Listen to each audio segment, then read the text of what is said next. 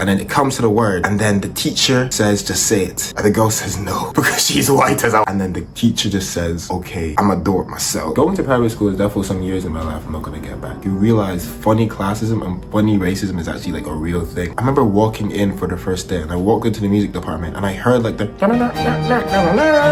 I was like, what? That's an actual song? The funniest thing I loved is telling people where I lived, and they were like, oh my gosh, that's the ghetto. People get shot there. No, I assure you, you can go there at 1 a.m. and you'd be fine. You'd be good. No one's after you. But the funny racism got me every time. Whenever a kid said the N-word in the year, everyone would just run to me and be like, guys, oh my gosh, he said the N-word. He said, no, I'm not the police. I'm not a bad man. I'm not gonna, you shoot man up. Tell a teacher or something, man. Just, I don't know. Now, to be fair, it was good to like know who to avoid. At the same time, I wasn't just gonna react like, someone said the N-word. Who? Where? I've said this before and I'll say it again. While the facilities themselves may be wildly different, you're mainly just paying for the people around. It's a lot easier to not be distracted when everyone else is trying to do well. It's like weird. But to my fellow black people who were ever in the class, well, To Kill a Mockingbird and Of Mice and Men was like in the classroom, I feel for you because I was you. We were sat in class, around the campfire. I would turn the page, because I like to see ahead, and I see the word. And at the time, like we're all taking turns reading, and this girl's reading, this white girl, and then it comes to the word, and then the teacher says, just say it. And the girl says no, because she's white as hell. And the teacher just says, say it. And the girl says no, and it's just like this back and forth, and then she's like, nah, I'm not gonna say it. And then the teacher just says, okay, I'm a dork myself. There are a few black kids in the class. I low-key didn't think he was gonna say. I thought that boy was bluffing. I had a physical reaction when he said, I physically jumped out of my seat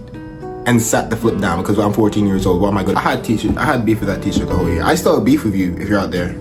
Yeah, you know who you are. The funniest day I had there was when someone said, I do think if you're homeless, you can just go and get a job. I remember I was walking in the hallway and I just physically stopped. And I just realized that maybe this school, weirdest awakening for me was when I went into the assembly. I sat down and they said, okay, let's all rise for the headmaster. Why are we rising for? In my head, I was like, what contributions has this person done to society for me to rise? My physical body for him to come in the room. Overall, if you have the opportunity to go to a private school, that's your choice, honestly. Or you're more likely to land in a friendship group where everyone is trying to get good grades. If you're a POC, just run to the closest POCs you can find. The moment you look around, if you see a white body, no, they'll stick out to you. I promise you. That was a story time of my experience in private school. Want a part 2? Ask for it. If you don't want one,